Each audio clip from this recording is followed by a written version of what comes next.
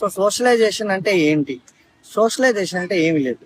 ఇలా మీరు puppy stage లో బిఫోర్ వ్యాక్సినేషన్ 5 months మీరు మీ పప్పీని ఇలా చేతిలో పెట్టుకొని తిరగాలి జస్ట్.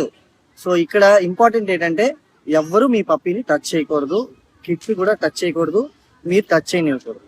జస్ట్ ఎంటైర్ అట్మాస్ఫియర్ మీరు కొంచెం చూపించాలి. అంటే ఇప్పుడు చూడండి, ఇక్కడ పిల్లలు అందరూ ఉన్నారు.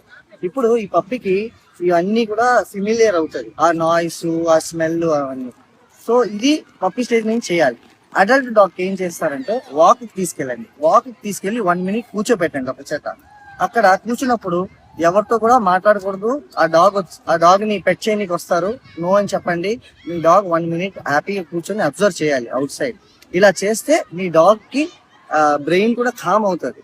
సో బెటర్ ఉంటుంది. This is called socialisation. So save చేసుకోండి రీల్. Thank you.